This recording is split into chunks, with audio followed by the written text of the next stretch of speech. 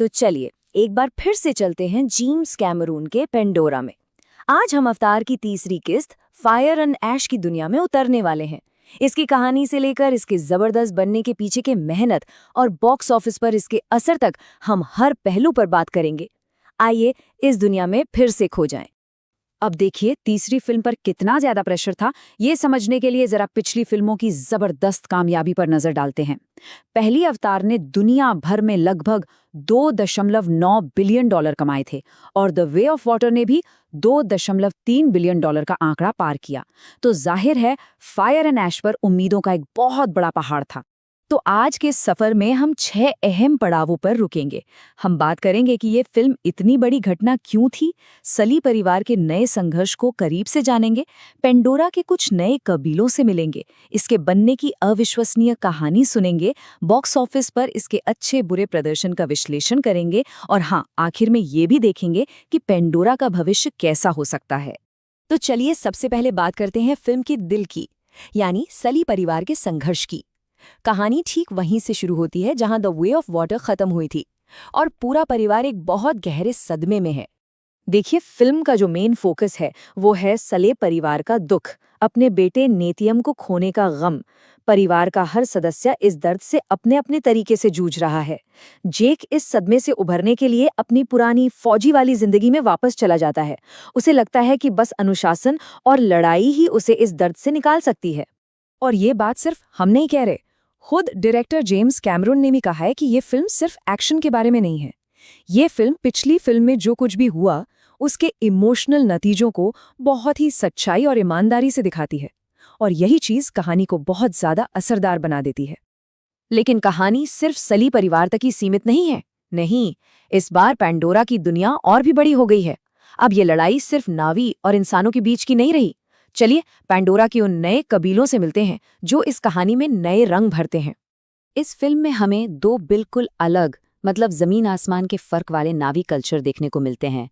एक तरफ है आसमान में रहने वाले शांति पसंद करने वाले विंड ट्रेडर्स और दूसरी तरफ है जमीन पर रहने वाले बहुत ही आक्रामक ऐश पीपल। और इन दोनों का टकराव पेंडोरा में एक नया ही समीकरण बना देता है। पहले है विंड ट्रेडर्स यानी कि लालिम कबीला, और ये लोग वाकई में कमाल के हैं। सोच कर देखिए, ये पेंडोरा के आसमान में बड़े बड़े हवाई जहाज़ों पर रहते हैं और इन जहाज़ों को जेलीफिश जैसे विशाल जीव, जिन्हें मेडुसॉइड्स कहते हैं, हवा में उठाए रखते हैं। ये लोग व्यापारी हैं, कहानीकार हैं और पेंडोरा के अलग अलग कबीलों को जोड़ने वाली एक बहुत ज़रूरी कड़ी हैं। और फिर कहानी के दूसरे सिरे पर हैं ऐश पीपल यानी मांकवान कबीला। और हाँ, यही है फिल्म के विलेन। एक ज्वालामुखी विस्फोट ने इनका सब कुछ तबाह कर दिया और इस भयानक हादसे ने उन्हें अंधेरे की तरफ धकेल दिया। उन्होंने पेंडोरा की जीवन शक्ति एवा को भी मानना छोड़ दिया है। अब वे अपने क्रूर लीडर वरांग के साथ मिलकर सिर्फ तबाही मचाना चाहते हैं।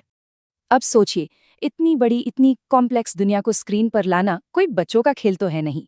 चलिए देखते हैं कि इस 10 साल लंबे सपने को हकीकत में बदलने के लिए पर्दे के पीछे क्या क्या हुआ। ये फिल्म बनाने का जो सफर था वो भी अपने आप में एक कहानी है। आप देखिए, काम शुरू हुआ 2017 में, परफॉर्मेंस कैप्चर 2018 में पूरा हुआ, फिर कोविड-19 की वजह से रुकावट आई और शूटिंग खत्म होते होते 2020 आ गया। मतलब एक दशक से भी ज्यादा की मेहनत और लगन का ये नतीजा है। और इसी मेहनत का नतीजा है वो कमाल की टेक्नोलॉजी जिसे हम परफॉर्मेंस कैप्चर कहते हैं।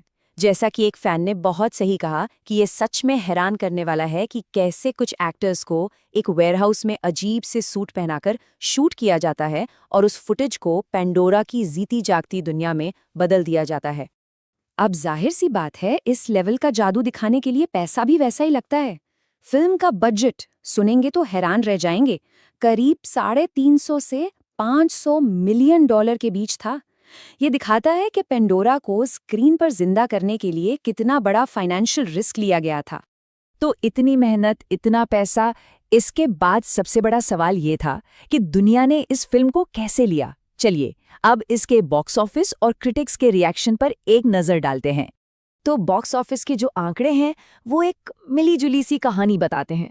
देखिए, 1.44 बिलियन डॉलर कमाना कोई छोटी बात नहीं है। फिल्म बहुत बड़ी हिट थी, लेकिन अगर इसकी तुलना पिछली 2 फिल्मों से करें जिन्होंने 2.9 और 2.3 बिलियन डॉलर कमाए थे, तो ये गिरावट काफी बड़ी थी।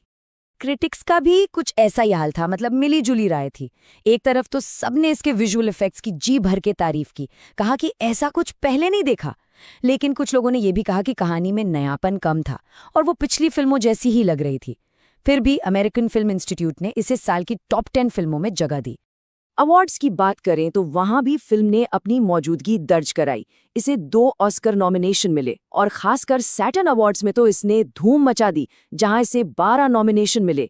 ये दिखाता है कि टेक्निकली ये फिल्म कितनी शानदार थी। तो इन सब चीजों का मतलब क्या है? मतलब पूरी अवतार सागा के लिए इसके क्या मायने हैं? चलिए अब जरा पैंडोरा के भविष्य के बारे में सोचते हैं। और देखिए, यहाँ दांवों पर बहुत कुछ लगा है। खुद जेम्स कैमरून ने यह साफ साफ कहा है कि अगली फिल्में बनेंगी या नहीं, ये इसी फिल्म की कमाई पर टिका है। मतलब फायर एंड ऐश की सफलता ही ये तय करेगी कि हमें पेंडोरा की आगे की कहानी देखने को मिलेगी भी या नहीं। और यहीं आकर हम एक बहुत बड़े सवाल पर रुक जाते हैं। क्या $1.44 बिलियन की कमाई को एक जबरदस्त कामयाबी माना जाए, या फिर पिछली फिल्मों की कमाई से जो ये गिरावट आई है वो फ्रेंचाइजी के लिए एक चेतावनी का संकेत है? इस सवाल का जवाब ही अवतार की विरासत और पेंडोरा का भविष्य तय करेगा, और इसका फैसला आखिर में दर्शकों के ही हाथ में है।